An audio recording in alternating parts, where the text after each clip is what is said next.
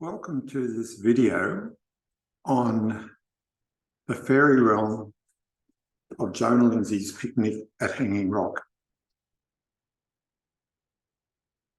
The mystery surrounding Australian author Jonah Lindsay's 1967 novel Picnic at Hanging Rock and the 1975 film version by director Peter Weir can only be solved when consideration is given to the fairy realm context in which the author sets a significant section of the narrative. This is a dimension where space and time differ from the normal earthly reality. Fairy, F-A-E-R-I-E, is an English term referring to mythical or real creatures, elementals and sentient beings such as humans that may have supernatural powers and usually occupy a dimension not aligned with the human reality, but at times overlapping. Encounters can be short or long, multidimensional, serendipitous or planned on the part of the fairy, fruitful or frightening, and incidental or fatal, as in the case of Jonah Lindsay's novel. Due to a reticence on the part of the Australian audience, or rather ignorance in regard to the largely British perspective, the trippy final chapter of the original manuscript, which highlighted and explained the fairy context, was expunged from the book as published and ignored since its revelation in 1987, when it was issued under the insistence of the author, who had died in 1984. This article highlights the significance of the decision to delete that final chapter. It outlines the content of the missing chapter 18 and reveals Lindsay's lifelong engagement with fairy and aspects of the paranormal. And whilst the present author believes in the existence of the fairy realm, it is not necessary to hold a similar view in order to understand, appreciate, or accept the arguments and conclusion presented herein. I just opened by quoting Jonah Lindsay, the author, in regards to the writing process and also Picnic at Hanging Rock. For example, in 1962, she said, and I quote, "I write sitting on the floor, surrounded by sheets of paper in a sort of fairy ring. It's bliss."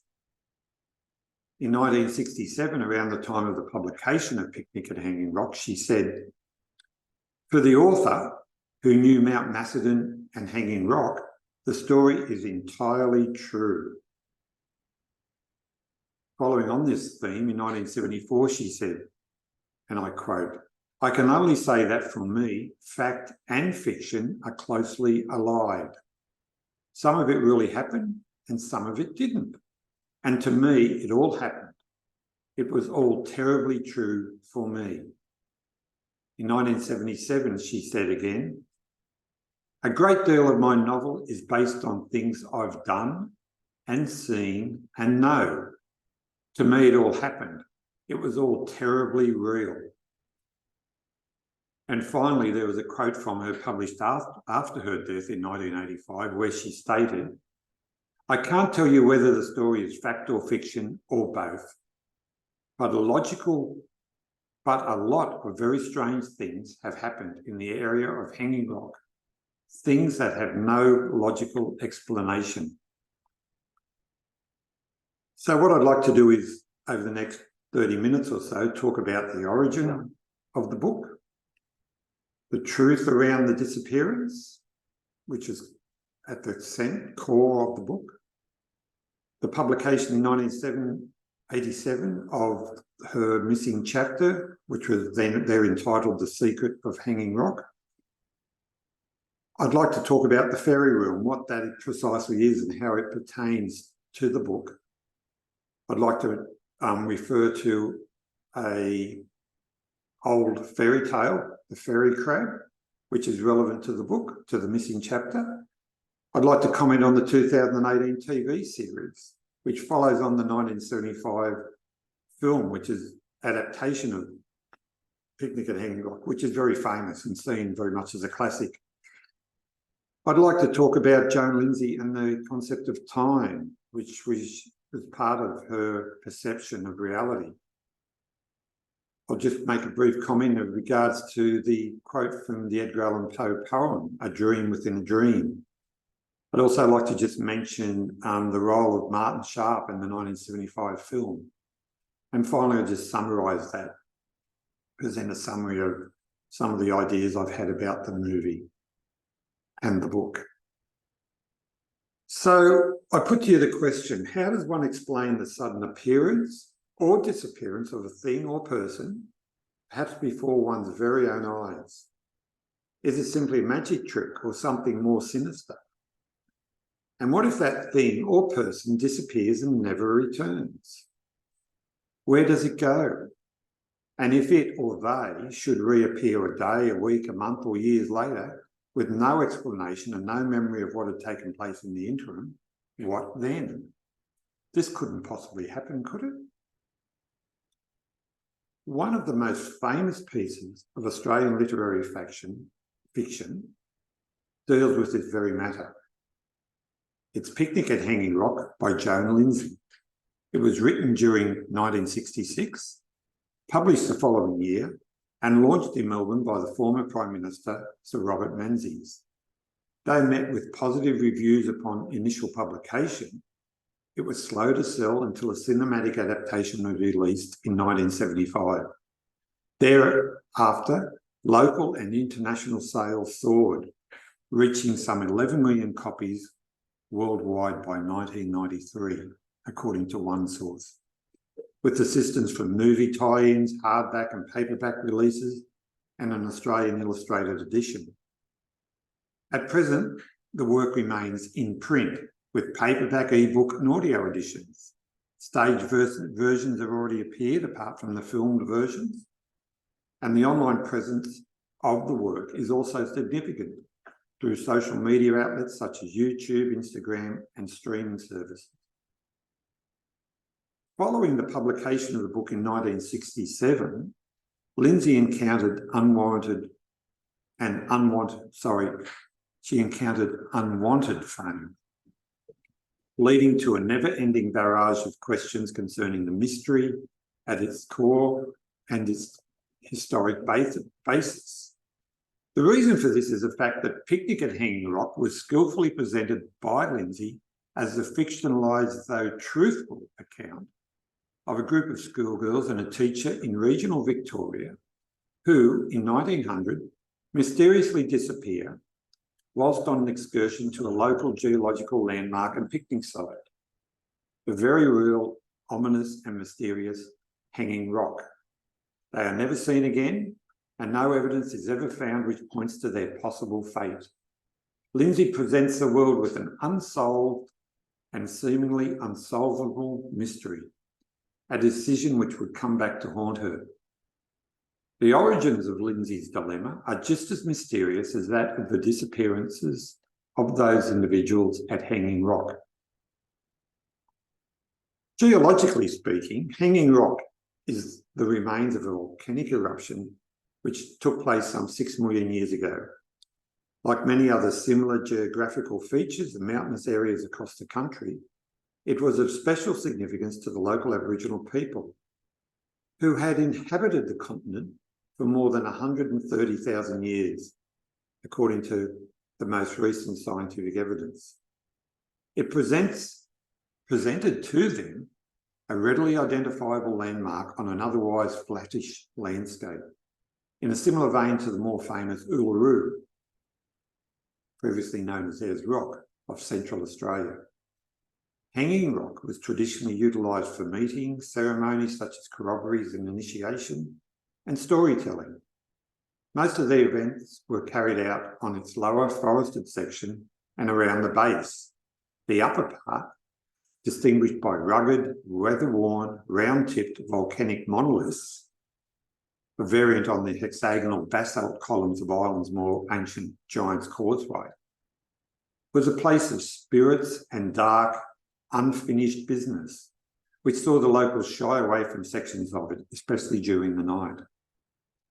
Hanging Rock's traditional name in the Aboriginal language reflects this darker aspect. It is pronounced in English Nagunlong and basically refers to, in the original Aboriginal language, to a very bad place.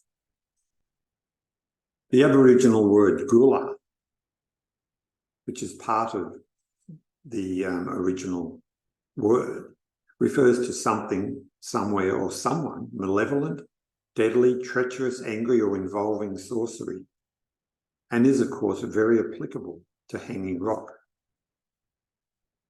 This ties in with aspects of reality that are not part of our everyday environment, such as ghosts, spirits, and creatures belonging to the fairy realm. These extra-dimensional beings can obviously inhabit physical places, side by side with Hanging Rock, one such example. The earthly fairy realm is very much associated with the natural environment and places untouched or generally isolated from human habitation, especially where the latter is dense and dangerous. An explanation for the presence of a non-fairy ghostly element lies in the Aboriginal belief in an afterlife.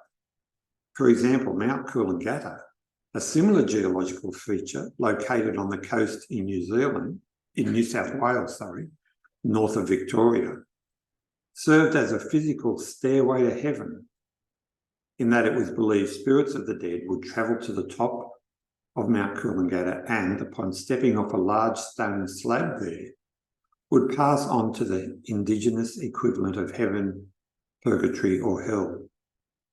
As a place of intersection between different dimensions or realms, Mount Coolangatta seems similar to Hanging Rock, where numerous accounts over an extended period of time have spoken of a heaviness and darkness associated with the place. That otherworldly and sometimes malevolent aspect existed through to the arrival of the British in 1788 and beyond to the present day. It is undoubtedly one of the reasons Joan Lindsay was moved to write Picnic at Hanging Rock, and why she had been drawn there since her first visit as a child in 1900, when aged just 3 going on 4. One summary of the book as published reveals this mystical aspect of the location, and I will quote here. A party of schoolgirls go on a picnic on St. Valentine's Day, 1900. 4 of them, Edith, Miranda, Marion, and Irma, leave the group to explore the Hanging Rock. One of the school mistresses, mathematics teacher, Miss Greta McCraw, also wanders off after them. When they do not return in time, a search is organised. The youngest girl, Edith, emerges from the hillside in hysterics, screaming, but can recall almost nothing. Of the other 3 girls and the mistress, there is no trace found. A week later, one of the girls, Irma, is located on the rock with a few cuts and bruises on her hands and face, but her bare feet unmarked and no memory of where she had been. Picnic at Hanging Rock was written in a frenzy by Lindsay over a single week or 2 during the southern winter of 1966, in close association with a series of connected dreams and sleepless nights. We have a number of first and second-hand accounts of the writing process. One is by the director of the 1975 film adaptation, Peter Weir, and he noted in 2004, I think I did say at some time that I thought that Lady Lindsay had been somewhat possessed when she wrote this, just from what she told me, when she sat down and it just poured out. The author herself recorded a number of accounts with minor variations between them. For example, in 2004, a video was released and included her comments as follows. I just saw it all passing before my eyes, usually lying in bed at night. When I woke up in the morning, I knew exactly what the next bit was going to be. I never had any trouble about what was going to happen. I just knew. And in another video interview recorded back in 1974, as the previous one was also, she stated, "Well now, Picnic at Hanging Rock really was an experience to write because I was just impossible when I was writing it. I know. I just sort of thought about it all night long. I think a great many writers, I understand, I think Patrick Wright was the same. Not that I'm comparing myself with him, but I think a lot of them lay awake at night and think about what they're going to write next day. I used to write half of that book in my head. I'm talking about Picnic now. And in the morning, I would go straight up to a little room upstairs, sit on the floor, papers all around me like that, and just write like a demon, because I knew exactly what was going to happen from the night before. It was almost as if it was before me in a kind of, it was almost like a film.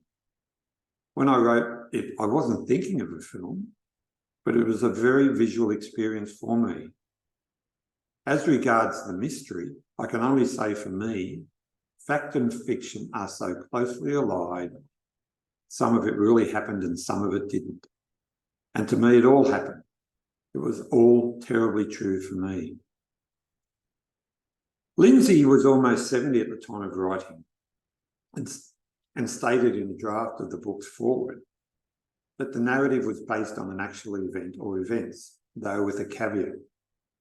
She wrote, "Whether Picnic at Hanging Rock is fact or fiction or both, my readers must decide for themselves.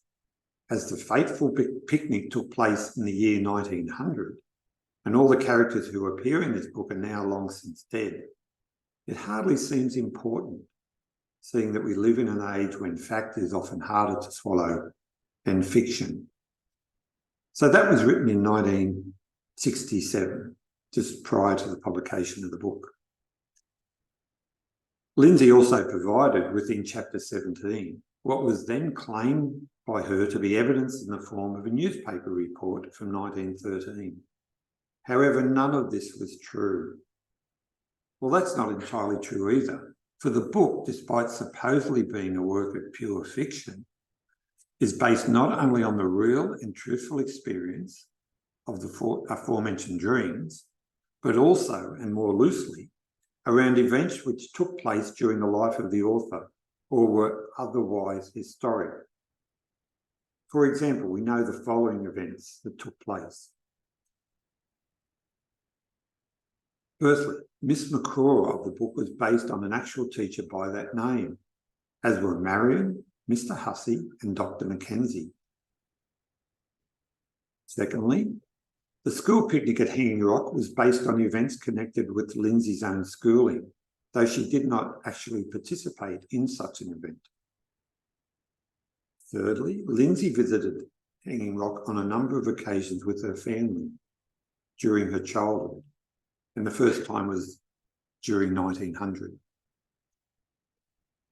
Again, the mysterious disappearance and sometime reappearance of children in the bush did occur in Victoria during the 19th century, most famously in the case of Clara Crosby, who went missing for 2 weeks during 1885. Another point, Lindsay had psychic abilities. She believed in the concept of time as fluid. Clocks and wristwatches stopped in her presence. She could see things that other people could not see, including figures dressed in black at night. Another point, the fictional account of a more mystical nature included in the original manuscript, and in which individuals had encounters with strange creatures such as spirits, seen and unseen, did take place both in fact and fiction. And the final point I'd make here is that Lindsay told artist Martin Sharp that she, quote, had an experience on Hanging Rock when she was a very young girl and that it profoundly affected her. So all of that reality plus additional material was brought together within the published book. And all of this lies at the very heart of the problem with Picnic at Hanging Rock. It is a frustratingly unsolved mystery, and at the same time, a consummate example of fact and fiction by a skilled writer, much as so many others have done based on real events and events that never happened, but could have, and perhaps even did. J.R.R. Tolkien's The Lord of the Rings is a perfect example. Written between 1937 and 48 in what the author said was largely an unconscious process, as though he was just the mere instrument of some unknown intelligence. The Lord of the Rings can also be seen to be based on actual incidences in Tolkien's life, such as his military service during World War I, on previous published mythologies, and on historical events, all presented in a totally new and believable, historically medieval context. A secondary world, as his son Christopher put it. The Lord of the Rings was fantasy fiction at its finest. Picnic at Hanging Rock is a similar work arising out of the subconscious of Australian author Joan Lindsay. In part, it is actually like a dream within a dream, to quote Edgar Allan Poe, the American poet and Gothic mystery writer. Lindsay was aware of this and opened the book with those very words from the poem. I quote, "What we see and what we seem are but a dream within a dream." The placement of those words at that point was a literary device utilised by the author to open a doorway for the reader to step into and through into a realm which, though it may have felt real and historic, was also of a different dreamlike dimension. Like Tolkien's masterwork, Picnic at Hanging Rock was subsequently made into an internationally successful feature film, directed by Peter Weir and released in 1975. Picnic at Hanging Rock provided the audience with a beautiful, sensual, mystical experience of events contained within the book. The film is now seen as a classic of the genre and recognised internationally for its skillful production and intriguing narrative, ending somewhat frustratingly in an unsolved and seemingly unsolvable mystery. Numerous reviews and commentaries continue to appear in print and online, lauding the work and breaking down the various themes presented therein, either real or perceived. One recent example is that by the Deep Focus YouTube channel, wherein the narrator highlights the elements of fear within Weir's Picnic at Hanging Rock. At one point in her video, she states, and I quote, "There is to me almost nothing more terrifying than existing one moment, and then the next you're gone and there's no explanation. No one can find you. Loved ones look and look and look, and you're just gone." That a shocking, inexplicable disappearance should lie at the heart of Joan Lindsay's Picnic at Hanging Rock is intriguing, remembering that it occurs in chapter 3 of the book, and the remainder is concerned with the dire consequences, spreading as they do, tentacle-like, out through society and even beyond time to the present day. There are numerous characters featured in Picnic at Hanging Rock, most notably headmistress Mrs. Appleyard and the youngest student, Sarah Wyborn, who is subsequently murdered by Appleyard, or possibly even commit suicide, following on an extended period of physical abuse by the headmistress. However, herein we are only concerned with the fate of the 5 involved in the disappearance episode, and specifically the 3 who never returned. Those 5 include, firstly, Miranda, who was Appleyard College's most popular student and perhaps most beautiful. She led the group up Hanging Rock, and at the end of the book remained lost. Secondly was Marion Quay, the cleverest student, who also remained lost. Thirdly was Irma Leopold, the wealthiest student. She was found on Hanging Rock a week after disappearing. Fourthly was Edith Horton, the youngest student, who is the first to leave the group heading up Hanging Rock and return screaming to the rest of the group. And fifthly was Miss Greta McCaw, mathematics teacher at the school, who remained lost at the end of the published book. Due in large part to the success of the film, the idea of the supposed factual nature of the disappearance of the schoolgirls and their teacher became an entrenched part of Australian folklore. To this day, the question is asked, what is the truth behind the mystery of Hanging Rock? What happened to the schoolgirls and the teacher? Such questions are posed as though this were a real murder mystery, rather than mere work of fantasy fiction or fairy tale. Such has proven to be the skill of Lindsay in portraying the period, presenting the events and defining the characters in the novel, and of course Peter Weir and his team in bringing it all to the public notice through the cinema in 1975. A 6-part television series retelling the story in greater detail and released in 2018 reinforced the emphasis on mystery created by Lindsay and Weir. So what is the truth of the disappearance? In 1967, the original ending of Picnic at Hanging Rock, which partially explained the disappearance, was deleted from the manuscript submitted by Joan Lindsay to the publishers on the advice of the editor Sandra Forms and with the begrudging support of Joan Lindsay. So why? Why was this chapter 18 deleted?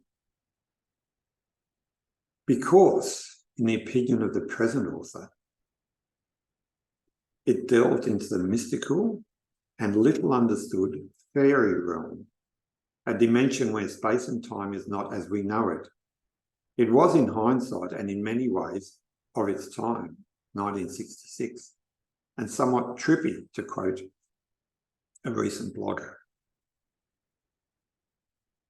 For it was as though a group of people were under the influence of a power hallucinogen. Whilst Lindsay may have been tuned into the prevailing zeitgeist in 1966, those at Cheshire Publishing were not, and were not obviously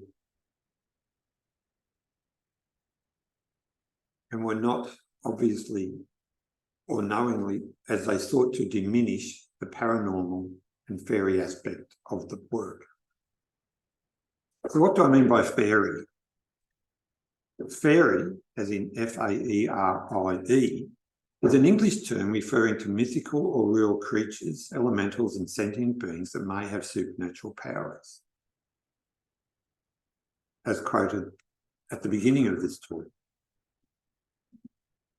They, or rather it, that is fairy, largely exists in the fantasy genre between fiction and reality, usually presented therein under the umbrella term of folklore and pitched towards juvenile audiences. During the first half of 1967, those concerned with the forthcoming publication of Picnic at Hanging Rock came to the conclusion that inclusion of that final chapter would diminish the traditional Gothic mystery aspect of the book and thereby impact upon sales. Whilst they were probably correct, the decision was nevertheless regrettable, to say the least, as it removed the climactic ending, wherein many of the early threads were tied together.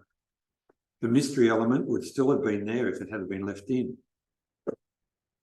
This deleted chapter would also have added significantly to the mystical aspect of the work. The decision unfortunately reinforced and revealed the local antipathy towards fairy and the unexplained. Though this had long been part of Australia's colonial literary heritage as imported from Great Britain upon arrival of the First Fleet back in 1788.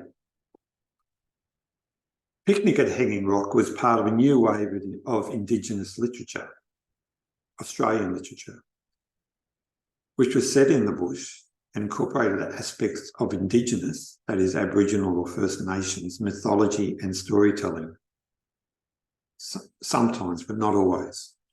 Weir's film was a landmark in this new era of Australian cultural expression, facilitated by the election of the Whitlam Labor government in 1972 and the support therein for the local art establishment, rather than ongoing reliance on English and American content. This was in the wake of a cultural revolution which had taken place across the Western world during the 1960s and early 1970s, arriving somewhat late in Australia.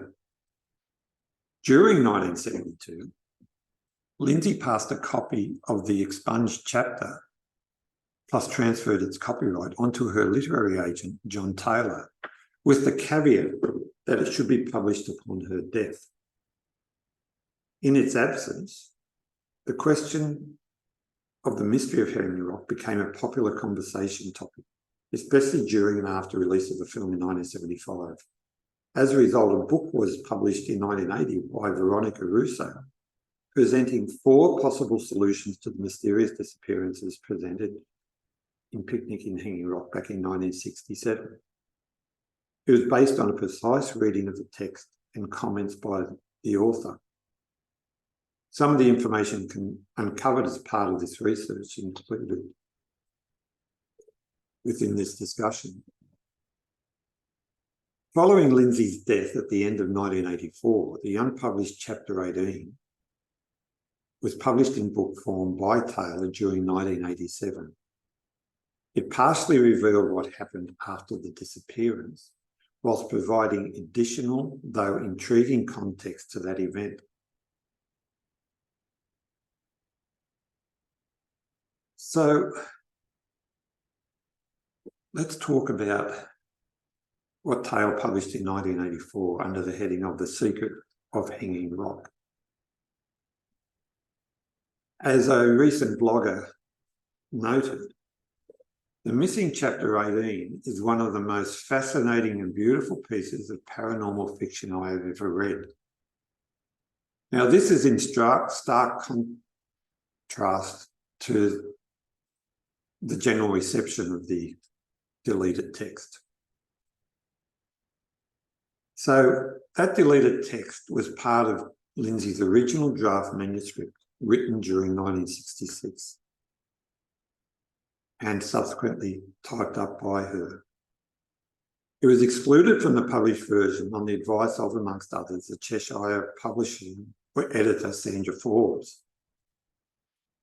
As a result of that decision, Lindsay was forced to incorporate a few elements of Chapter 18 into Chapters 3 within the book as published, and mainly in that chapter which describes the lead up to the disappearance.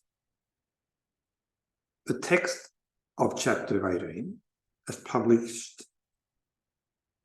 revealed in 1987, is unedited and differs slightly in style from the 1967 text, as it is a simple copy of the typed draft manuscript.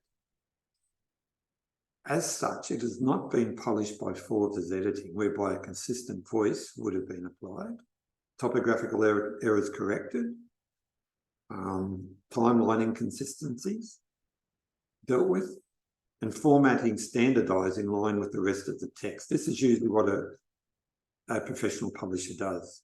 They don't change the text, but they just refine it and polish it. It will be noticed that the concept of the fluidity of time figures largely in the chapter that was deleted, as it did within the life of Joan Lindsay, and herein the schoolgirls and teachers are trapped in a timeless realm. Chapter 18 is very interesting, and I won't actually go into the detail of it, but you can get access to it, you can purchase a copy of it. I think it's also available online. But I will be referring to it as we go through this presentation. As I said, Chapter 18 takes the girls and the teacher into the fairy realm. It reveals that the schoolgirls and the teacher had stepped into a different dimension of reality, encountering there a Pied Piper type figure who drew them deeper into that world. As a result of the material published in 1987, Picnic in Hanging Rock could now rightly be referred to as an ambiguous, dark fairy tale, as one academic commentator wrote in 2019. But what precisely had the book got to do with the so-called fairy realm, which I've mentioned at the beginning of this presentation, a realm which is little known or discussed in the Australian context?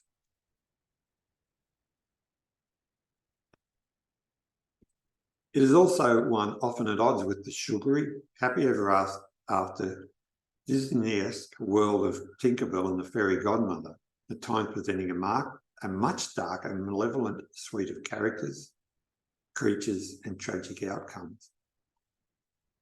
The fairy element of Picnic at Hanging Rock were primarily revealed in its final chapter, chapter 18, though they had appeared sporadically in the earlier chapters as well, and been noticed by readers such as her literary agent John Taylor and Australian artist Martin Sharp. For example, Joan Lindsay had indicated a possible crossover into the fairy realm within chapter 3 of the book that was published, referring to drifts of rosy smoke seen by the girls as they looked down on the plain below Hanging Rock, and the beating of far-off drums heard by Irma, suggesting a possible fairy event was taking place, enticing the girls to join in. Chapter 18 expanded upon all this and revealed some of the truth behind some of those events. In the present author's opinion, an amalgamation of the two chapters, that is 3 and 18, would serve to better assist the reader in understanding what happened on the mountain that afternoon on St. Valentine's Day 1900. In the interim, we can nevertheless now more clearly appreciate the events surrounding the disappearance. So here's just a quick summary of that disappearance based on what was published in 1967 and what was included in the deleted chapter. So sometime around 2 p.m, Miranda and some friends, Marion, Irma and Edith, decide to walk to the top of Hanging Rock, despite being initially told by Mrs. Appleyard before they left the school not to do any exploring. They are granted permission by French governess and teacher Mademoiselle Diane de Poitiers. On the way, Edith, the youngest of the group, sees a strange red cloud in the distance and gets hungry and scared. She observes Miranda, in a dreamlike state, walk off ahead, followed by the two other girls. Edith then escapes back down the mountain, screaming, terrified. On the way, she passes the maths teacher, Miss McCraw, heading in the opposite direction, and she noticed that she'd strangely removed some of her clothes along the way, and she was dressed only in her underwear. Meanwhile, the three girls had travelled on. And this is the point in the 1967 version and the 1975 film where the girls disappear at the end of chapter 3. But in fact, they had now entered the fairy realm. And to quote from chapter 18, peering down between the ringing boulders, they could just make out tiny figures coming and going through drifts of rosy smoke. Irma was aware for a little while of a rather curious sound coming up from the plain, like the beating of far-off drums. Irma was the only one to hear this sound, apparently. The group of three girls then reach a strange monolith, a portal of sorts, whereby they are overcome by an energy which causes drowsiness. They fall asleep. When Miranda awakes, a strange woman, actually Miss McCraw, appears, violently thrown towards Miranda from the surrounding bush and rock. They no longer recognise this woman, who has a gaunt, raddled face trimmed with bushy black eyebrows, a clown-like figure dressed in a torn calico camisole and long calico drawers frilled beneath the knees of two stick-like legs. So this is the semi-naked Miss McCall. This stranger asked the girls for their names, as she had lost hers, apparently. Now, it should be noted here that this is a common event in fairy encounters, wherein the creature, the fairy creature, seeks the name of the person they encounter and thereby obtains some power over them, including the ability to entice them further into the fairy realm. So the group of four, the three schoolgirls and the Miss McCraw stranger, now see a strange hole magically appear in the space before them. This is like a black hole, a ball. The stranger's face then turns beautiful and radiant, after which her bony body transforms into a giant crab-like creature to facilitate entry into a cave through a hole in the ground. Two of the girls, Miranda and Marion, follow her into that hole in the ground. Irma stays behind, wary of events occurring. She watches and waits as eventually a landslide of sand and boulder covers the entrance. Irma is subsequently found on the mountaintop a week after disappearing. Here the story ends with no mention of the ultimate fate of the now missing three individuals, Miranda, Marion and Miss McCraw.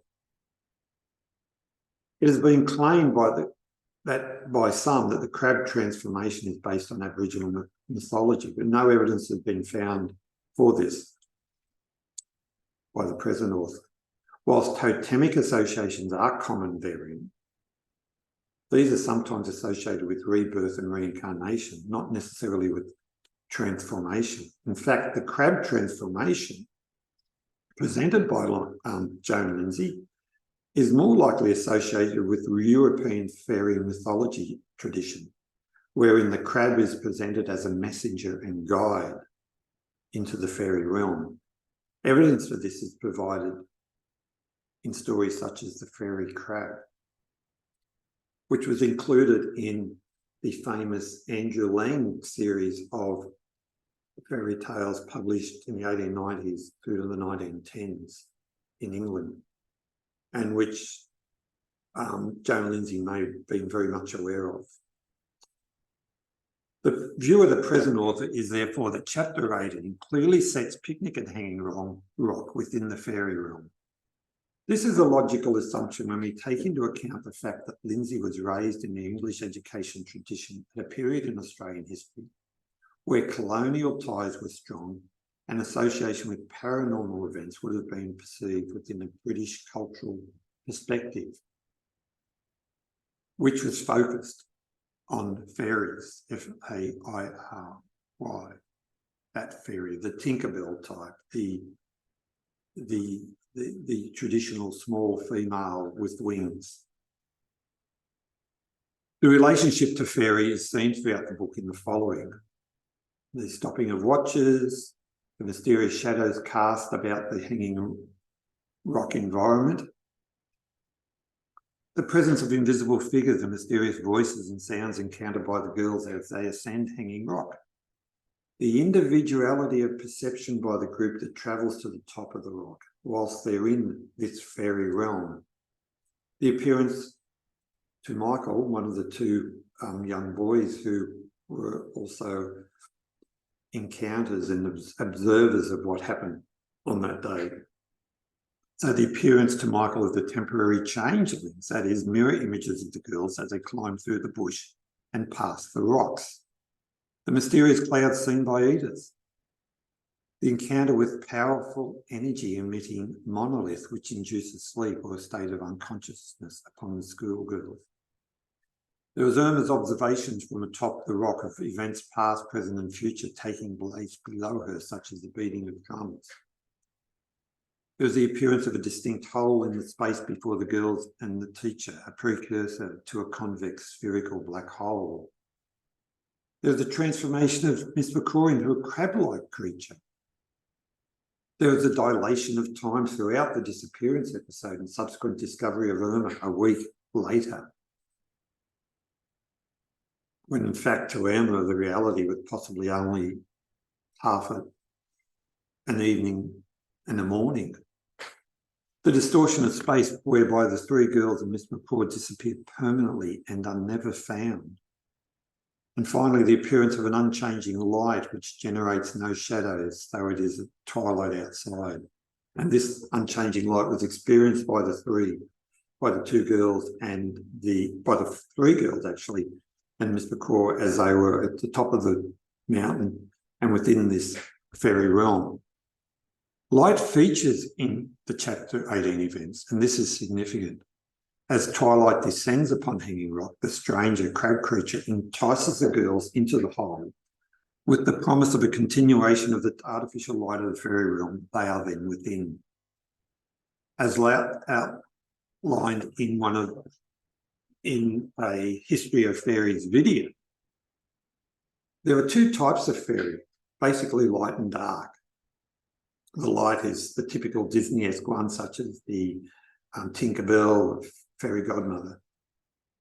But there's also the dark, which is the malevolent, the one that kidnaps children and young adults for breeding or other purposes, for slavery. It would seem that Lindsay is reflecting this aspect of fairy mythology within Chapter 18 in order to help explain the disappearance. A disappearance she appears to be aware of in some form, and a disappearance which had a major impact upon her as a child, and which is most likely some sort of dark event. All of these events speak of an encounter with the fairy realm. They in turn offer an explanation for the permanent disappearance of three individuals, temporary disappearance of one, and the transformation into a mythical creature of Miss McCraw. This explanation of the mystery surrounding Picnic at Hanging Rock can be accepted regardless of whether one accepts the reality of the fairy realm or its presence as a mere fantasy fiction device, because it's what the author presented to us. Some commentators have also suggested that Miranda and Marion subsequently transformed into native creatures, but the present author is not aware of any evidence for this.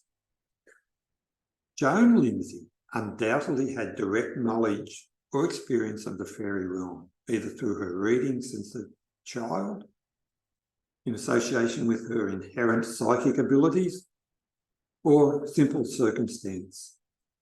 Her writings in this area are few and far between, though we know that she was aware of the fairy realm. For example, in 1934, she wrote, while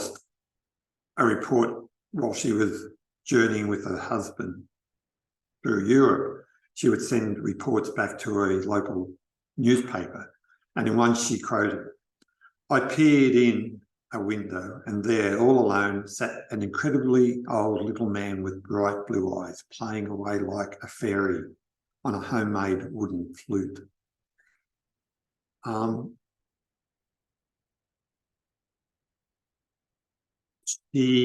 Her writings in the area are few and far between, though two examples have been noted from the 1920s and 30s. For example, one article from 2009 stated the following: "Quite early in her writing life, she began to explore the realm of the uncanny and the macabre with plays unpublished such as Wolf and Cataract. Wolf, which was performed in England in May 1930, was a joint writing venture with her friends, the sisters Margot Goyder and Anne Josky, who under the pseudonym Margot Neville were for many years among Australia's best-known detective story writers. In Cataract, Lindsay uses several motifs she would later develop in Picnic at Hanging Rock, including the spiritual force of an exotic and seemingly hostile landscape and our paradoxical relationship with time."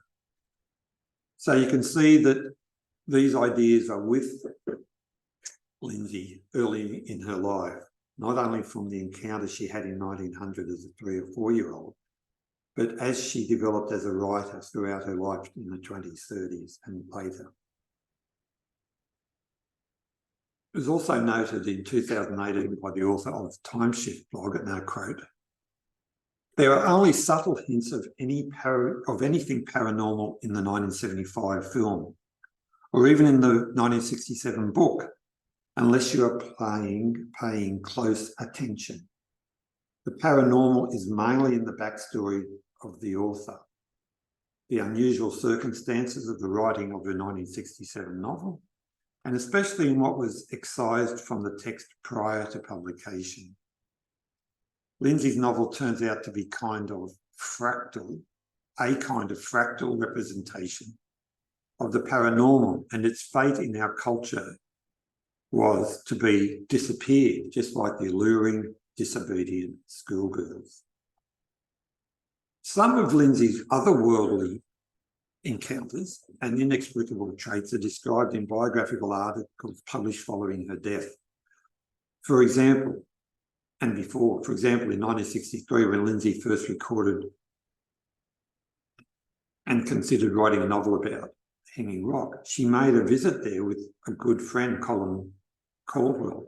He later noted, and I quote, "She was very much a mystique. She could sense things in the landscape that others couldn't." Other friends also referred to her as a mystic. Biographer Janelle McCulloch noted the following in 2017, and I quote, "According to those who were close to her, she had certain abilities, sensitivities. She could see things that others couldn't, especially in the bush landscape. She knew things without being told. She could not only tell what had happened in the past, but also predict events in the future without knowing why or how. And she could communicate with those who live in that grey space between life and the world beyond. Those friends feel that Joan's novel is a result of this curious ability, which she'd had ever since she was 3. So Lindsay's inherent psychic ability, of which we know little apart from these quotes and perhaps connection with the fairy realm, was partially revealed around 1929, according to John Taylor, her literary agent. He wrote, and I quote, "Her husband was driving her to Creswick to dine with his mother when Joan observed a strange sight. Half a dozen nuns were running frantically across a field and climbing a fence. Her husband saw nothing. Puzzled, she asked her mother-in-law if there was a convent in the area. There had been, she was told, but it had burned down years earlier." So whether this was evidence of a psychic connection or if Lindsay had other sightings or engagement with the fairy realm is not known. It may have been one of those episodes where she dealt with the fluidity of time and had seen something in her present that had happened in the past. So all of this information nevertheless goes towards explaining why she so ardently proclaimed the truth of her novel.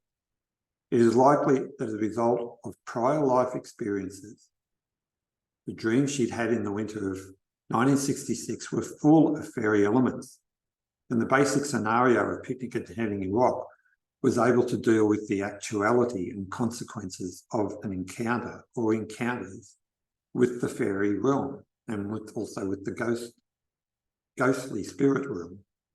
For we must ask, what else was Lindsay referring to when she told friends of her communication with, and I quote,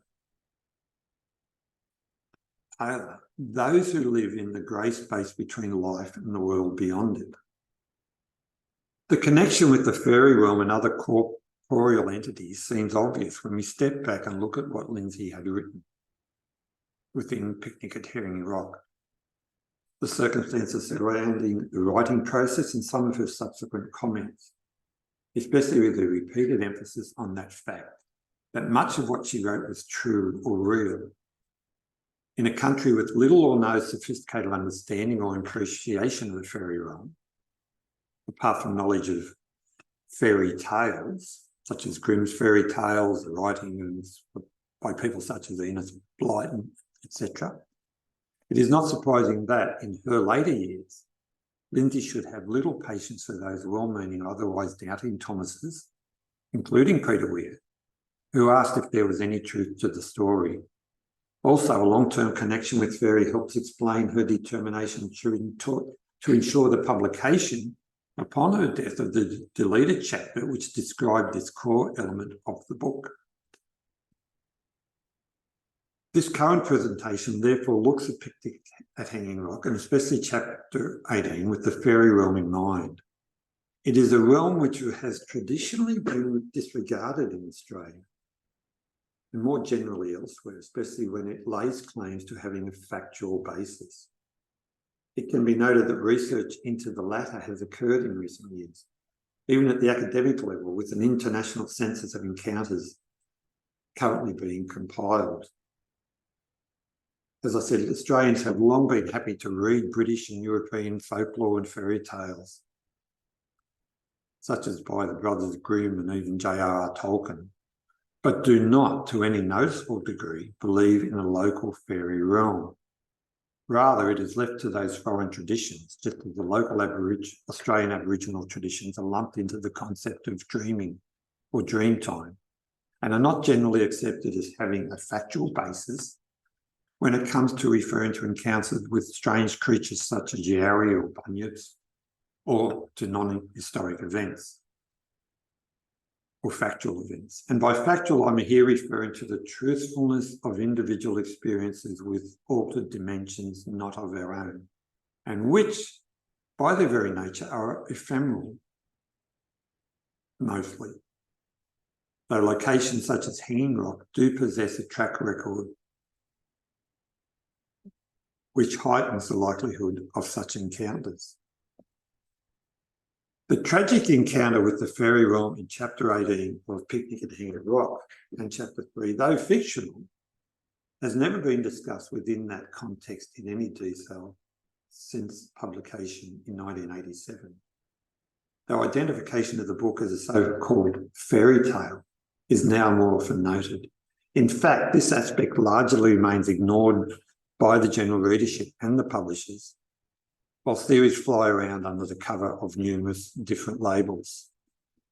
Chapter 18's original deletion back in 1967 reflects upon Australia's literary and societal conservatism at the time, and failure to appreciate the fantasy elements of the story, including Lindsay's own debt to fairy.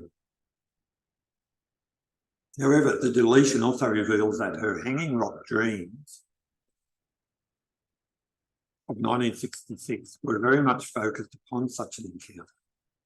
In turn, she noted having first attempted writing about the place, perhaps autobiographically, during the previous decade.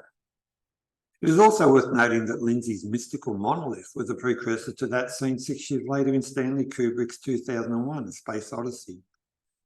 And it also brings to mind the monolith encountered more than a decade earlier and written about in regard to the hobbits in the Barrow Downs chapter of J.R.R. Tolkien's The Lord of the Rings, which, upon encountering, those hobbits also fell asleep next to. For therein the monolith was a marker to a barrow containing a ghostly evil Barrow-wight. Lindsay's crab woman is the Barrow-wight equivalent here. Readings and interpretations of Picnic at Hanging Rock have followed a lot of misguided paths since 1967, looking to prove or find a factual basis to the events presented and statements made by the author in that regard. Some contemporary newspaper reports and recent video presentations reflecting on findings of this research are readily accessible. And academic readings of the text based on concepts such as postmodernism, colonialism, homoeroticism, feminism, and allocation of literary categories such as Gothic or more recently fairy tale have also appeared. This presentation steers clear of such analyses and presents a fairy perspective that, as far as this author is aware, has never been applied to Lindsay's work.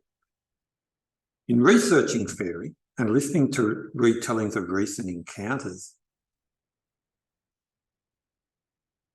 this present author has noted that there are many instances where individuals speak of being enticed into following or joining with individual fairy or groups of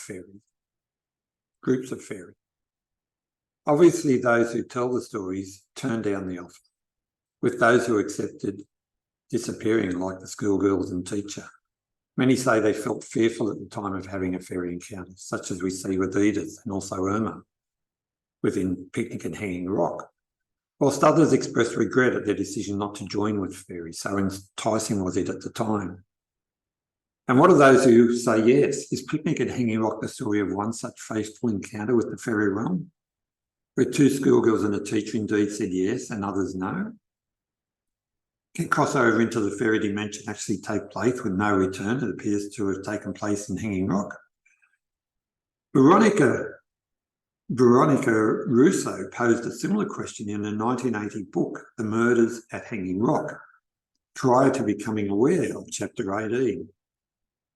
She wrote, and I quote, "But could it be that the events in the novel did take place only in a universe parallel to our own? Could Joan Lindsay have penetrated, unwittingly, some psychic barrier, enabling her to transcribe a record of those events? She has, after all, described how her work just came to me. I never had to think a moment about what any of the characters were called. They simply sprang to life ready. I just had to write them down." This precisely reflects some of the comments by J.R.R. Tolkien in regard to his automatic subconscious writing of large parts of The Lord of the Rings. Anne-Louise Lambert, the actress who played Miranda in the 1975 film, similarly noted some years later that, in refining her characterisation and performance, she sought to believe that the girls had disappeared into a portal which took them to another dimension.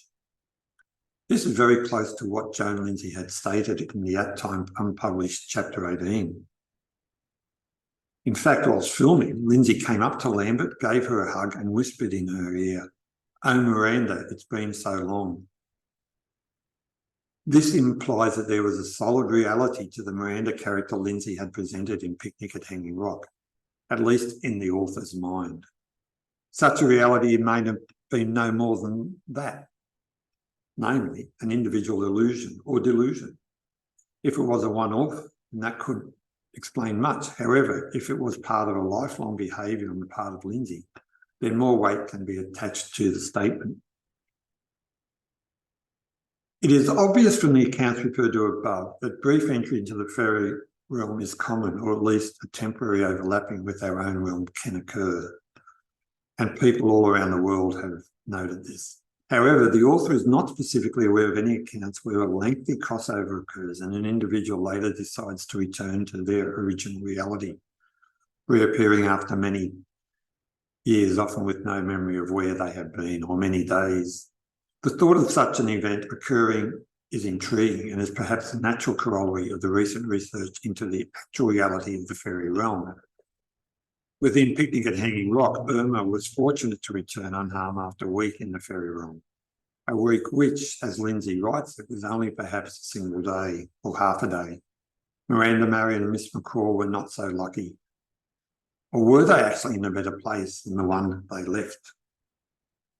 Which is also implied in Lindsay's book when she reveals the problems of the school and the strictness of Mrs. Appleyard and the world in which the girls were forced as part of Appleyard College.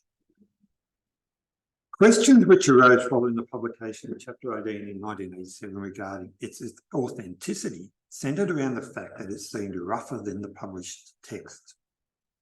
As noted above, this was due to the fact that it was unedited. Disbelievers also queried why it was initially rejected. They generally agreed that the book was better without it. At one stage, the National Trust, holder of Lindsay's copyright for all other works, challenged Taylor's claim to copyright on Chapter 18, but withdrew their claim when provided with evidence of the transfer by Lindsay in 1972. The fact that Chapter 18 was officially published with a disinterested introduction by Taylor and commentary by expert Russo also pointed to its authenticity.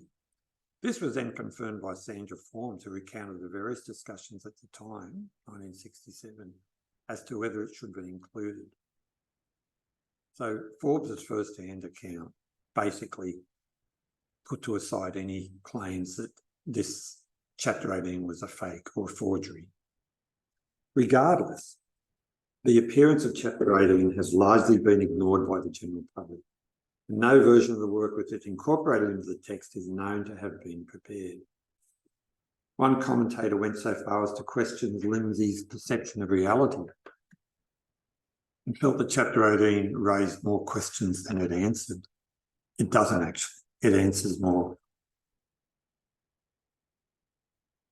questions. The reason for this lack of interest and confusion over its content is undoubtedly due to the fantastical nature of the chapter and its delving into the fairy realm. Undoubtedly, the strangest and most fairy element of chapter 18 is the transformation of the strange woman, actually Miss McCaw, or a changeling version of her, into a crab-like creature. This is reminiscent of the crab in both The Golden Crab, a Greek fairy tale published in Andrew Lang's compilation, The Yellow Fairy Book of 1894, and The White Doe, of French origin, included in Lang's The Orange Fairy Book in 1906. Whether the young Joan Lindsay read such stories in her youth or later and knew of the crab mythology will likely never be known. However, it seems that it came back to her in 1966 during the series of Winter Dreams, which culminated in Picnic at Hanging Rock. Within the White Doe story, a crab tempts a young woman to follow her into the fairy realm, where she is granted a wish, namely to have a child, and allowed to return. When the woman does not later thank the crab after the birth, the crab returns to her world, grows to a threatening size, and curses the child. This carcinus, that is cancer or crab creature in mythology, is associated with the power of suggestion or charm, with invisibility, with dancing lights, and with the fog cloud, all elements of the Hanging Rock encounter as presented by Lindsay.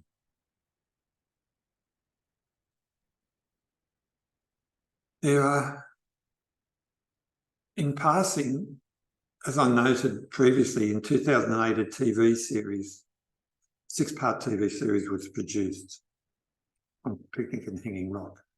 It was filmed in Victoria, it was filmed at Hanging Rock, and whilst it included a lot of material not included in the original film because it had basically 6 hours to deal with rather than 104 minutes. It also included some elements of chapter 18. So it had a few more mystical elements, but it didn't include, for example, the crab transformation. But it did reinforce the aspect of the mystical element, the fairy realm element, without referring to fairy realm, of course. It's interesting that the Aboriginal lead actress who played Marius talked following the film about chapter 18's mystical elements, as did one of the other lead actors who accepted those so-called magical elements.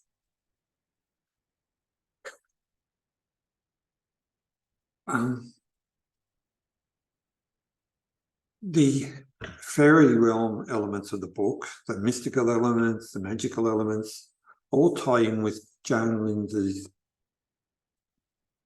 lifetime interest in the concept of time.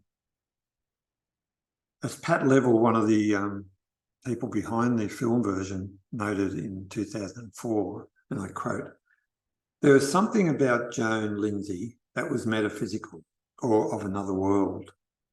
You almost felt as though you were talking with somebody who had the most tremendous inspiration from somewhere and didn't quite know from where."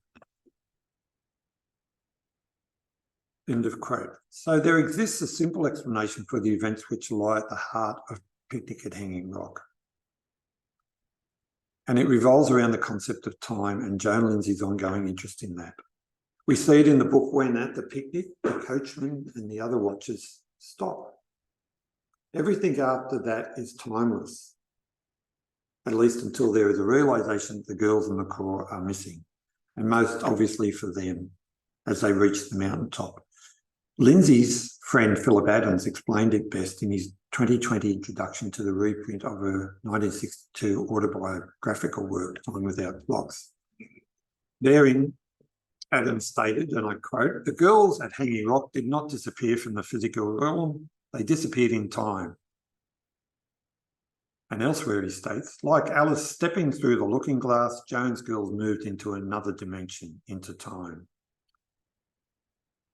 So during 1956, Lindsay had presented a talk entitled "Repeat Pattern" on the recurrent nature of time to the Catalyst group at the Professional Women's Club, the Lyceum Club in Melbourne. In a 1974 interview, Lindsay talked of a belief in the fluidity of time, unknowingly similar to that expressed in quantum theory by Albert Einstein and others. Lindsay was a person who, without thought, stopped time by stopping clocks and watches. To her, and machines. To her, time could be disregarded, outside of its natural passage, linear passage from morning to night. And she therefore had little care for it in her life, describing her views as follows, and I quote, "I'd been terribly interested in time always. I always felt that it was something that was all around me, not just in a long line in a calendar. I felt that one's in the middle of time and that the past, present and future is really all around and that I'm in the middle of it, which is a very unscientific way of describing it. I have an extraordinary gift, you might call it, or a very sinister one, of being able to stop people's watches just by sitting beside them." Lindsay apparently experienced a time slippage event at Hanging Rock during that summer of 1900 when she was aged just 3 or 4. The 1929 vision referred to previously of the nuns running across a field fleeing from their burning convent is another example of so-called time slip, with the past appearing as the present. Within the book, we see that whilst on the mountain, the girls look down, and according to analysis by Helen Goltz and Eric Wargo, recent commenters, the girls see events below out of their normal time order. That is, they see past, present and future occurrences, such as aspect of the search for them, which will be carried out over the following days.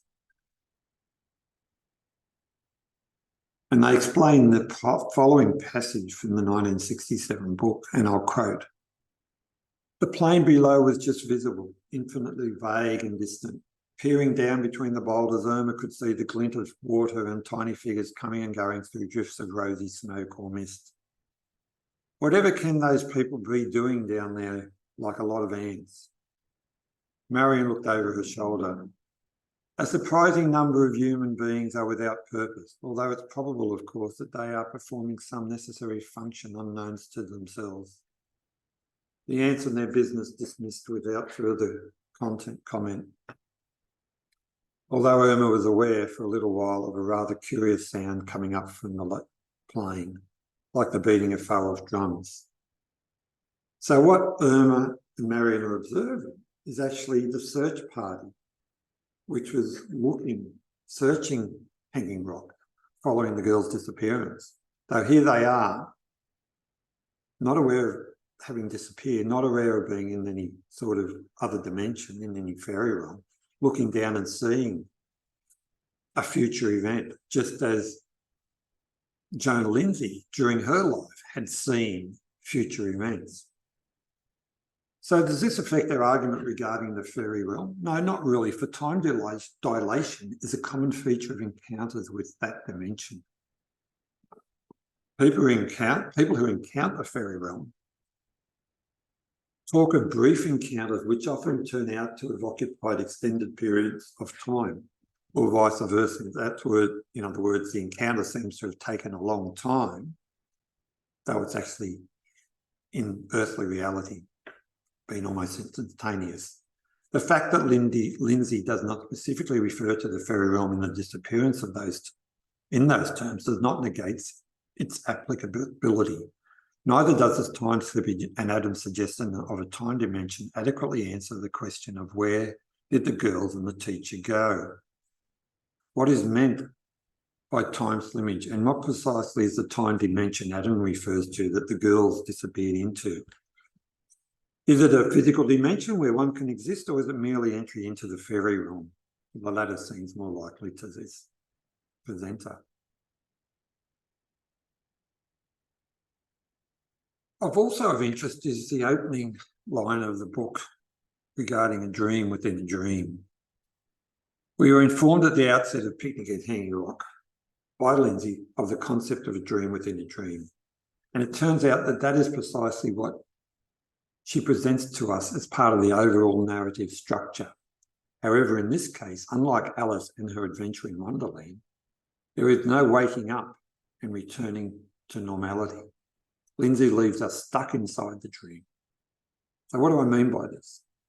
In the most famous fantastical dream of literature, Lewis Carroll takes us on a journey whereby the young Alice falls asleep by the side of a river and dreams of following a rabbit down a hole, being enticed by this fairy kind of creature, down a hole into a wonderland of strange characters and experiences. She eventually wakes up from her dream.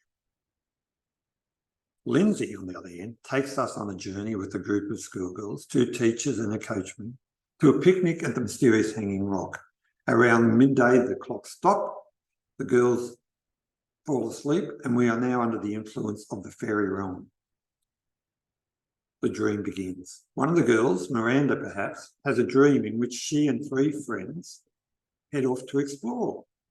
They are later followed by one of the teachers. Miranda's dream is in many ways as lucid and fantastical as Alice's, though not as long. The book ends with her, Marion, in the crab form of Miss McGraw, entering a hole in the ground. Where Alice's adventure begins at that point, Miranda and her colleagues ends. As readers, we remain trapped inside that dream, a dream within a dream. Back in 1966, Lindsay may have had what is known today as a series of lucid dreams, whereby one wakes up inside the dream, realises they are dreaming and seeks to impact the course of the dream. She may thereby have affected its outcomes, bringing into place real events from her life, which would automatically have been part of the original dream, connecting them and turning them into a coherent narrative as she slept, though without complete control of the dream they're in. Upon waking, it was then a simple task of putting pen to paper and returning to the lucid dream state each night. At the end of a week or 2, she had a complete novel to present to the publishers. Lucid dreaming is a heightened state of consciousness, as both the dreaming and conscious parts of the brain are active. And this has been scientifically tested and revealed in recent years. All of this is pure conjecture, of course, but once again, the dream within dream scenario is based on clues given us by the author. Miranda, during the picnic, refers to dreaming. So, in closing, the concept of fairy and the associated fairy realm in which it operates can be utilised to understand the framework allocated to Picnic at Hanging Rock by its author, Joan Lindsay. The fairy realm is a different dimension to the normal human realm, though intersection can occur. The fairy realm exhibits changes in time and space, in the creatures present, and the way in which it interacts with the human world. Lindsay, throughout her life, had been aware of and experienced encounters with the fairy realm. She has used this experience, plus the reality of her own dimension, to reconstruct a world which existed when she was aged around 4. That is 1900, and first became aware of the interdimensionality aspect of her life. Those who went missing at the picnic at Hanging Rock on St. Valentine's Day 1900 had an encounter with the fairy realm.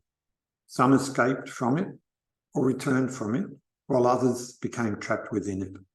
For those who understand and believe in the existence of the fairy realm and of the other dimensions unlike our own, the scenario presented in Picnic at Hanging Rock remains a mystery, though is entirely believable and acceptable.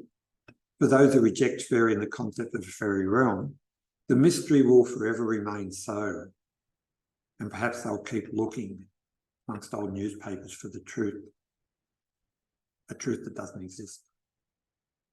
A good example is seen when researcher and journalist Janelle McCulloch was interviewed during 2017 by a male ABC radio presenter who, when she first referred to Lindsay and her abilities as a mystic, He then declared her and others like her to be charlatans.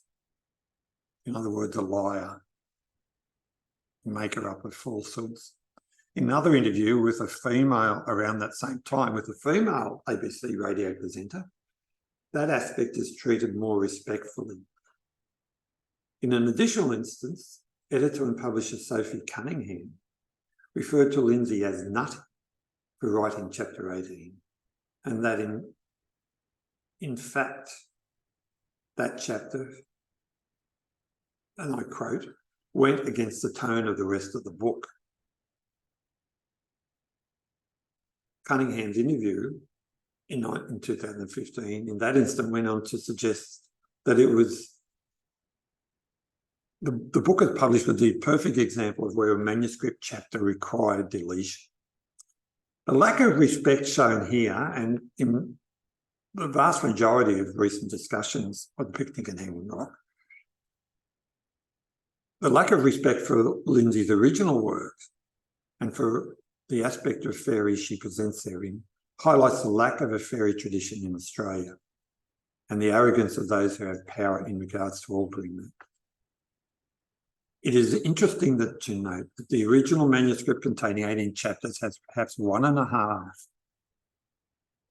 which dealt with the interdimensionality fairy realm, whilst the remaining 16.5 took place within the normal human dimension. It was this latter aspect of the book that received most comment, emphasis and promotion, with the mystical pushed to one side and largely ignored or deleted. Queries regarding the mysterious disappearance sought answers in the normal reality, such as that the girls and teacher all fell into a cave or hole on the mountain, that they were abducted and murdered, or that they ran off into town and began new lives elsewhere. Of course, there is no evidence provided by the author for any of these scenarios. Why? Because the disappearances was not associated with the human realm of existence. And chapter 18 reveals this. Undoubtedly, the most arrogant of these assessments is Brett McKenzie's 2016 article, The Solution to Joan Lindsay's Novel, Picnic at Hanging Rock. That author specifically ignores chapter 18 in putting forth his solution, namely that the three were buried under a rock slide. He ends his article with the following, and I quote, "The mystery does not have to be explained using inconsistent, supernatural or far-fetched reasoning, ! Attempts to do this degrade the reputation of both Joan Lindsay and of the novel itself, which has charmed readers since 1967. Despite the claim that the flaws of chapter 18 are universally acknowledged, the present author would beg to differ." Thank you.